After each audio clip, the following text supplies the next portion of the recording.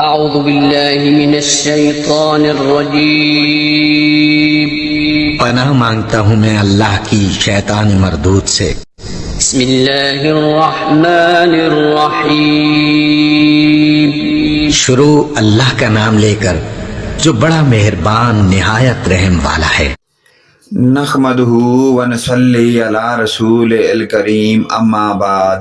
پیارے دوستوں اور پیارے بھائیوں، اسلامی ویڈیو شروع کرنے سے پہلے تمام دوست بھائیوں سے گزارش ہے، عرض ہے، ہماری ویڈیو کو لائک کریں، سبسکرائب کریں اور ساتھ لگے ہوئے گھنٹی کے آل کے بٹن کو ضرور پریس کریں تاکہ ہماری ہر نئی آنے والی ویڈیو کا آپ کو اس کا بر وقت نوٹیفیکیشن ملتا رہے۔ اللہ پاک آپ کو جزائے خیر عطا فرمائے۔ ناظرین کرام، حدیث نمبر 7 ویڈیو کا دوسرا حصہ آپ دوستوں کے لیے حاضر خدمت ہے۔ صحیح بخاری کی یہ حدیث ہے، وحی کی ابتدا، بیان نمبر 7۔ موضوع ہے ابو سفیان اور ہرقل کا مکالمہ، رسول پاک صلی اللہ علیہ وآلہ وسلم کا ہرقل کو خط مبارک۔ ہماری یہ ویڈیو کا حدیث نمبر 7 ویڈیو کا دوسرا حصہ لمبی تھی، اس لیے آپ دوستوں بھائیوں کے لیے 2 حصوں میں ہم نے تقسیم کر کے آپ کے لیے پیش کر دی ہے۔ چلیے ناظرین، ویڈیو کی جانب چلتے ہیں۔ کہ اللہ کی عبادت کرو اور اس کے ساتھ کسی کو شریک نہ ٹھہراؤ، اور تمہیں بتوں کی پرستش سے روکتے ہیں، سچ بولنے اور بھی کا حکم دیتے ہیں، لہذا اگر یہ باتیں تم کہہ رہے ہو سچ ہیں تو عنقریب وہ اس جگہ کا مالک ہو جائے گا کہ جہاں میرے یہ دونوں پاؤں ہیں۔ مجھے معلوم تھا کہ وہ پیغمبر آنے والا ہے، مگر مجھے یہ معلوم نہیں تھا کہ وہ تمہارے اندر ہوگا۔ اگر میں جانتا کہ اس تک پہنچ سکوں گا تو اس سے ملنے کے لیے ہر تکلیف گوارا کرتا، اگر میں اس کے پاس ہوتا تو اس کے پاؤں دھوتا۔ ہرقل نے رسول پاک صلی اللہ علیہ وآلہ وسلم وہ خط منگایا جو آپ نے ویحا کلبی رضی اللہ عنہ کے ذریعے حاکم بصرہ کے پاس بھیجا تھا، اور اس نے وہ ہرقل کے پاس بھیج دیا تھا۔ پھر اس کو پڑھا تو اس میں لکھا تھا کہ اللہ کے نام کے ساتھ جو نہایت مہربان اور رحم کرنے والا ہے، اللہ کے بندے اور اس کے پیغمبر محمد صلی اللہ علیہ وآلہ وسلم کی طرف سے یہ خط ہے، شاہ روم کے لیے اس شخص پر سلام ہو جو ہدایت کی پیروی کرے۔ اس کے بعد میں آپ کے سامنے دعوت اسلام پیش کرتا ہوں۔ اگر آپ اسلام لے آئیں گے تو دین و دنیا میں سلامتی نصیب ہوگی، اللہ آپ کو دوہرا ثواب دے گا۔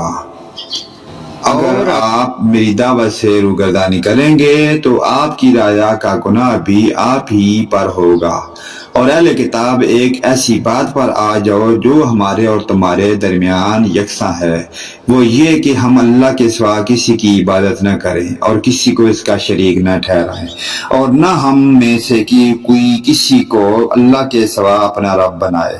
پھر اگر وہ اہل کتاب اس بات سے منہ پھیر لیں تو مسلمانوں تم ان سے کہہ دو کہ تم نہ مانو، ہم تو ایک اللہ کے اطاعت گزار ہیں۔ ابو سفیان کہتے ہیں کہ جب ہرقل نے جو کچھ کہنا تھا کہہ دیا اور خط پڑھ کر فارغ ہوا تو اس کے ارد گرد بہت شور و غوغا ہوا، بہت سی آوازیں انہیں اور ہمیں باہر نکال دیا گیا۔ تب میں نے اپنے ساتھیوں سے کہا کہ ابو کبشا کے بیٹے نبی کریم صلی اللہ علیہ وآلہ وسلم کا معاملہ تو بہت بڑھ گیا، دیکھو تو بنی اسفر روم کا بادشاہ بھی ڈرتا ہے۔ مجھے اس وقت سے اس بات کا یقین ہوگا کہ نبی کریم صلی اللہ علیہ وآلہ وسلم ان قریب غالب ہو کر رہیں گے، حتیٰ کہ اللہ نے مجھے مسلمان کر دیا۔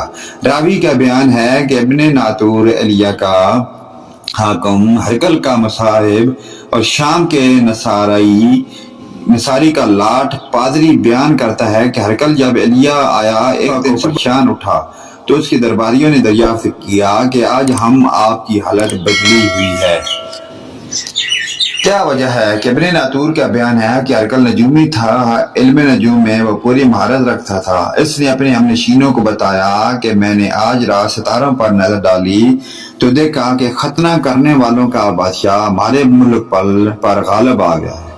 بھلا اس زمانے میں کون لوگ ختنہ کرتے ہیں؟ انہوں نے کہا کہ یہود کے سوا کوئی ختنہ نہیں کرتا، سو ان کی وجہ سے پریشان نہ ہوں۔ سلطنت کے تمام شہر میں یہ حکم بھیجے کہ وہاں جتنے یہودی ہوں سب قتل کر دیے جائیں۔ وہ لوگ انہیں باتوں میں مشغول تھے کہ ہرقل کے پاس ایک آدمی لایا گیا جسے شاہ غسان نے بھیجا تھا۔ اس نے رسول پاک صلی اللہ علیہ وسلم کے حالات بیان کیے۔ جب ہرقل نے سارے حالات سن لیے تو کہا کہ جا کر دیکھو وہ ختنہ کیے ہوئے ہے یا نہیں۔ انہوں نے اسے دیکھا تو بتلایا کہ وہ ہے۔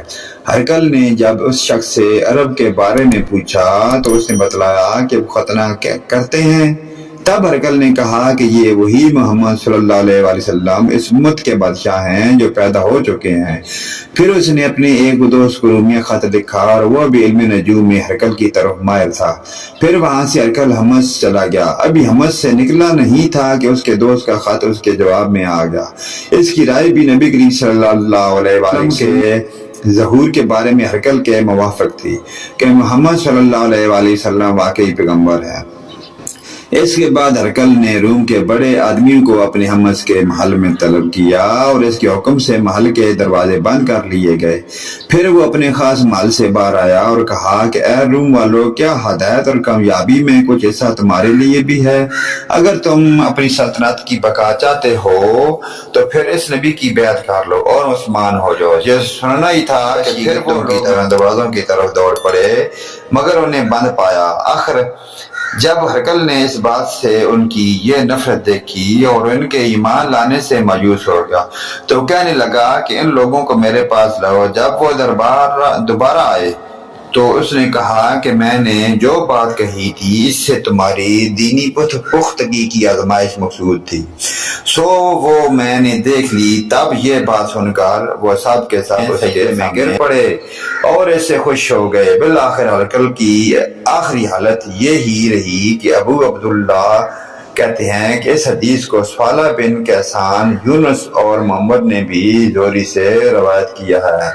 تو دعا ہے کہ اللہ پاک ہمیں آپ صلی اللہ علیہ وآلہ وسلم کے نقش قدم پر چلنے کی توفیق عطا فرمائے۔ یہ ہے آپ صلی اللہ علیہ وآلہ وسلم کی پکی سچی محبت، سخاوت کہ دنیا کا مذہب، دنیا کا ہر انسان جب آپ کی محفل میں بیٹھتا تو دین اسلام سے لگاؤ کر لیتا اور آپ کی صحبت میں بیٹھنا شروع کر دیتا۔ تو اللہ پاک ہمیں آخرت کی فکر کرنے کی توفیق عطا فرمائے۔ حضرین کرام، یہ ویڈیو ہماری دو حصے میں ہے۔ ایک حصے میں حدیث نمبر 7 اور دوسرے حصے میں ہم دو حصے میں آپ کو کافی لمبی ہے، اس لیے ہم اس کو دو حصوں میں آپ کے لیے ہم نے پیش کیا ہے۔ اللہ پاک ہمیں جزائے خیر عطا فرمائے۔ نیکسٹ ویڈیو لے کر آپ کی خدمت میں دوبارہ حاضر ہوں گے۔ اجازت دیں، آمین ثم آمین یا رب العالمین۔ وآخرنا دعوانا ان الحمد للہ رب العالمین۔